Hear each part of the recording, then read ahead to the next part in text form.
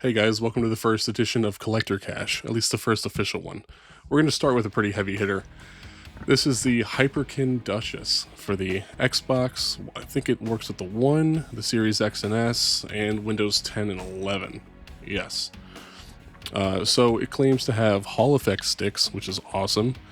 Precision impulse triggers, which I believe just means that the triggers vibrate like the Xbox One and Series controllers do.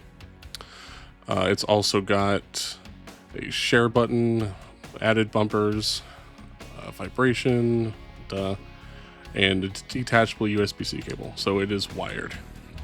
So let's open her up.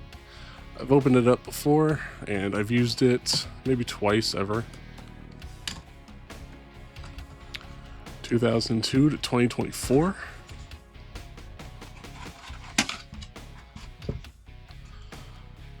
So I've opened the box before. I've used it a couple of times. I just used it on Halo 2 on Master Chief Collection, just to kind of try it out, make sure it worked and all that kind of stuff. And first impressions were pretty good, man. For better and for worse. I say for worse, mostly about the D-pad. But for better and for worse, it feels pretty much exactly like a regular original Xbox S controller. Obviously, you'll see there's a headphone jack now. There's a share button now. This Xbox button is actually a button now. It serves as the home button. White and black have returned, which is awesome. This all feels the same as before. Start and back have been replaced with menu and view.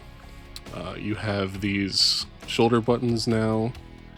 I think it said in the box, but obviously, like, they just mimic black and white. You'll see obviously the memory card slots from the original controller are gone, and you'll see that there's also a section here for the USB-C cable, which is where the controller cable would normally come from on the original. And there's, I guess, also a light here for when it's on and plugged in. But I think it comes in white and black, and I picked white, and it feels great. It's super nostalgic. I can't wait to play some more Halo 2 with this thing. And I can't wait to give it a full review and put it through its paces. So yeah, that's the new Hyperkin Duchess. And I guess I can't see a reason why I wouldn't like it, but when I do my full review, I'll see if I can recommend it or not. Oh, one more thing I wanted to add was the cable that it comes with feels extremely high quality. It's a very nice, lengthy braided cable. So yeah, I expect a full review of this controller, hopefully sometime soon. Next up is something lighter. We just have this little Suicune Nano Block. I'm just gonna build this. I can't believe it's 220 pieces. It looks like it's gonna be so small. But it's just like cool little shelf decor. You know, nothing crazy, nothing too special. But, you know, Gen 2 Pokemon will certainly always have a place with me. Now let's check out the only PS4 game on the list, and that's Marvel vs. Capcom Fighting Collection Arcade Classics. Crazy long title. But this is a collection of a bunch of different fighting games and one beat 'em up, which is X-Men Children of Atom, The Punisher, Marvel Superheroes, X-Men vs. Street Fighter, Marvel vs. Capcom, Marvel vs. Capcom 2, and Marvel Superheroes vs. Street Fighter. So this game, or collection of games, has a bunch of classics that I really love. Marvel Superheroes probably being the main one, but that game is amazing, and the first two Marvel vs. Capcom games are amazing. You can see here with this really nice back cover art, you know, you have characters that I think everybody loves. You have Captain America, Ryu from Street Fighter, and maybe lesser known, at least in America, is Tron Bonne and her Servbots. But really beautiful cover art, and I've been playing the shit out of this for quite a while now. It even comes with its own little comic book, which is really cool. I haven't read through it or anything, but hopefully I will. I think this is also on Switch. I assume it's probably on PC too, but I don't know for sure. I don't think it's on Xbox, but these are games that I play enough to where I should probably get the Switch version too, so probably look out for that at some point. And now we start with some Xbox titles. So here is Sandland. I think this was the last game Akira Toriyama worked on. You know, sadly, rest in peace. I know that it's a series, and it's not very long. Not the game, but Sandland just itself. I haven't seen it or read it or any of those things, but I really should before I delve into the game. It's got some really nice disc art here. Alright, next up is Unicorn Overlord. I've played a little bit of this game, and it was a game that I had to pull myself away from. I was enjoying it quite a bit. I think I started playing this right after beating Fire Emblem Three Hopes, and that game I thought was amazing. This game has an outstanding art style. Couldn't expect any less from Vanillaware. Really hoping to delve into this one pretty soon. And the last game for the Xbox is Final Fantasy X and 12 HD Remaster. This is a game, including the original, that I've beaten a lot. Final Fantasy X, I think, is one of the best JRPGs ever made. I'm not a big fan of 10-2. I think 10-2 is blasphemy compared to the first game, and I hate it, and I wish it didn't exist. But, you know, if they didn't include it in this remaster, I'm sure nobody would buy it again. I know that there's a lot of gripes with how the characters look, especially their faces, in the remasters as compared to the originals, and I completely understand that criticism, and I agree with it entirely. You lose so much subtlety in the faces. The expressions are just second to none in the original, and they just feel lifeless in the remasters. So I think if you can play the PS2 version, I still would, although I will say that the for the most part at least, the remastered soundtrack is pretty outstanding. Alright, now we get into some Nintendo Switch stuff. So here's the Day 1 edition of Farmagia. This game also came out on PS5. I don't really know exactly what to make of this game, but look at this beautiful box art. Man, the Japanese still get it. Some things that we've completely lost, they still get it. But it's about, like, you know, training monsters and farming and battling, and it looks like a lot of fun. And it's a new IP that I'm really interested to explore. You know, in this box set, you have, you know, obviously the game and the case itself. You have the OST. You have an art book. And I believe when I bought this, it was on sale and it was really cheap. I'm not sure why it was so cheap on Amazon, but I'm certainly glad that that's the case. And I hope the Switch version runs well. I don't know how good it's going to look and feel and play compared to the PS5 version, but I guess I'll find out. Here's Grandia HD Collection. I had to import this from PlayAsia because I don't think they released a physical in North America. Again, beautiful Japanese box art. I think this is the Hong Kong or just the standard released across Asia version. But the importance of that is that it's fully playable in English. And I've never played Grandia 2, but I'm certainly interested too. But the first one is just a fucking gem. If you haven't played Grandia 1, you are seriously missing out on one of the best games of the PlayStation era, which I would say in general is probably the best era of RPGs, or at least JRPGs, in history. I don't think we've topped it. So it's amongst the best of the best. If you haven't played Grandia 1, you are sorely missing out. So whether it's the original or through this HD collection or through, you know, other means, I would highly recommend that you play it. Here's Dark Souls Remastered for Switch. This is a game I've played probably 10 trillion times. I don't even want to know how many hours I've put into this game total between the PS3 and 360 versions, the PS4 remastered version, Xbox One's remastered version, and I guess now this one, which I recently, you know, took on a trip and played a bunch, like while we had downtime. I have played this game to death and back, and it never gets old. It's certainly, I don't know if I can ever even make a top 10. Making a top 20 is hard enough, but it's definitely in that top 20. This is one of the best games I've ever played, even with its faults. And being able to play it in its full capacity portably is awesome. Alright, now we have some real Nintendo fare. Here is Pokemon Mystery Dungeon Rescue Team DX, which is a remake of Pokemon Mystery Dungeon Red Rescue Team. It might also be a remake of Blue Rescue Team. I know that was the DS version. And Red Rescue Team was the Game Boy Advance version. I didn't have a DS at that time, so I had Red Rescue Team. Uh, so I don't know what the differences really are between those two. But I will say, as someone who played a bunch of Red Rescue Team, it is entirely familiar. Check out the inside. Look at the inside of this. This is awesome. I don't know why publishers don't do stuff like this more. I mean, like, oftentimes, like, you don't get a booklet, you don't get a background or anything. Like, no booklet here, of course, but at least you have the background, which is awesome. And I think this is probably all the playable characters and partners, and maybe even all the Pokemon that appear in the game, I'm not sure. But this is pretty sweet. But Red Rescue Team is a good time, so for the small amount that I've played this one, maybe like an hour or two so far, it's about the same. And I love it. Although, I do remember having some criticisms maybe about in some of the ways it looked or some of the ways that it sounded.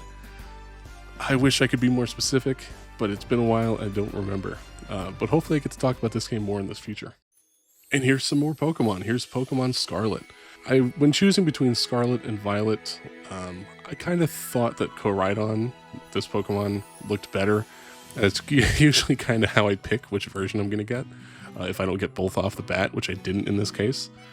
But having played it and having like coordinated versions with my friends, having some of them get Scarlet and some of them get Violet, I wish I had gotten Violet, just because I don't remember the legendary or the rideable for Violet. I don't remember what his name is, but Koraidon, I don't really love that much.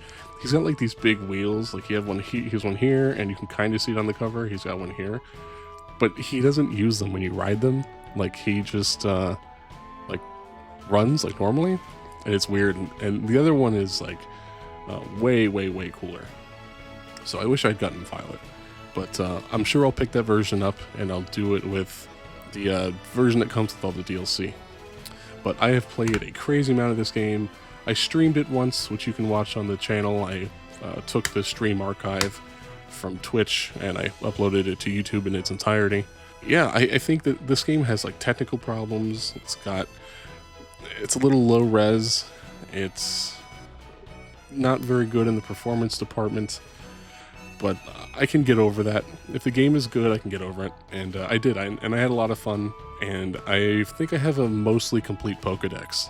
There are, actually, honestly, towards the end, like, there was a point where I reached maybe halfway through the game where I was so over-leveled because this game is, like, very easy, and I love to just catch everything that I see. Not like duplicates or whatever, but just like, oh, I see a new Pokemon, like, I need it, you know?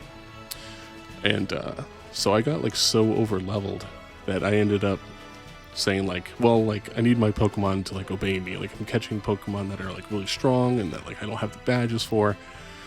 So I would just like, when I was able to ride Koraidon, I just went straight to all the gym leaders and just bullied them, and then went straight to the Pokemon League and bullied them, and just did all the end game content. So there's like a good maybe third or so of the map that I haven't actually legitimately explored. Even so, I've completed so much of my Pokedex, so I'm gonna have to go back and like play it in its like full like entirety someday soon. It really made me feel like the whole your Pokemon won't listen to you or whatever, you don't have enough badges thing is kind of something that doesn't fit with the open world that Pokemon Scarlet decided to go with. And that mechanic, instead of making it so that I wasn't like outpacing everything, it just made it feel like it was holding me back instead. So maybe if they do the next game open world like that, I kind of hope that mechanic goes away or is lessened in some way. I don't know. Maybe that's blasphemous to say. I know the Pokemon community can be kind of nuts. So who knows, whatever. It's still a good game, and I enjoyed it, and I heard it runs really good and looks really good on the Switch too. So that'll breathe some new life into that for me. And last Pokemon thing, I promise, is Pokemon Shield. Again, when choosing between Sword and Shield, I chose Shield, and this time I'm happy with my choice.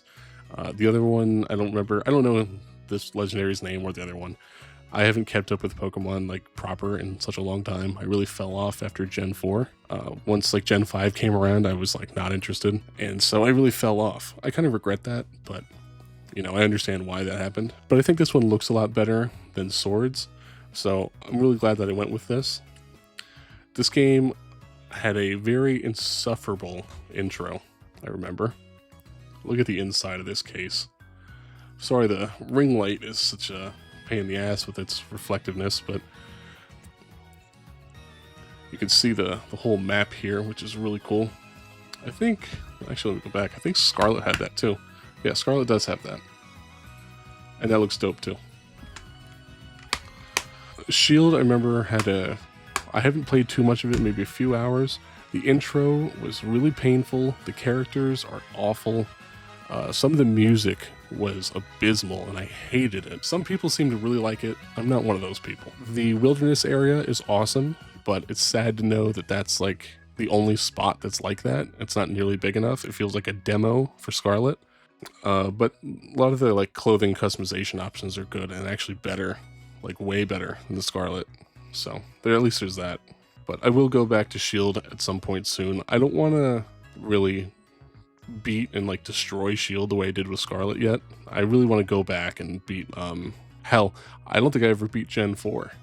Even though I have Pokemon Brilliant Diamond for Switch, and obviously I had the originals, I don't think I ever even beat Gen 4. I don't know what it was. I think I got like close to the end and it just fell off. So I want to go back and beat Gen 4 and then work my way back up. It shouldn't take too long, honestly. And finally, the last thing I've got to show is Star Ocean: The Second Story R for Nintendo Switch. I think this is also on PS5, maybe PS4 also. It's definitely not on Xbox. But it is a full awesome remake of the second Star Ocean game, which I believe is a PS1 game. You'll see here on the case the download required see back thing, and usually when these cases have that, that means that they don't have the full game on the cartridge. But thankfully, with this game, that is not the case. And here you'll see that inside has the amazing, ultra fun, current day, limited warranty information, who gives a shit. But it's got a nice reversible cover, which is always really nice to see. I thought it was really cool that the cartridge itself has the pixel art on it, rather than like a duplicate of like the full game's box art. So that's kind of cool.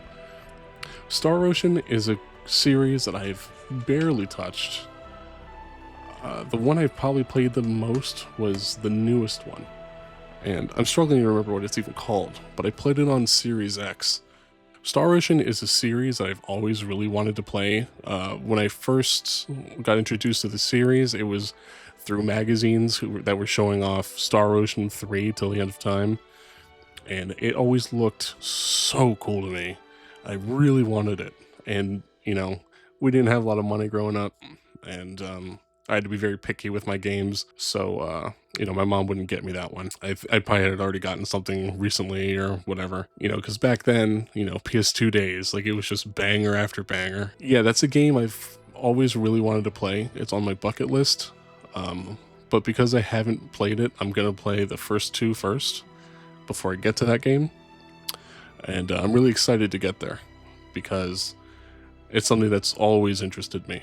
And Star Ocean seems like it's, kind of in the middle between well-known and niche. Maybe this Second Story R remake kind of helps it get back on its feet and back on the map, because I have heard really, really good things about it. But yeah, that's it. That's as simple as it gets. That's off the cuff. There's Collector Cash number 1. So yeah, thanks for watching. Yeah, this was fun. So, I have plenty more to show off. I get pickups and stuff all the time. So, all right.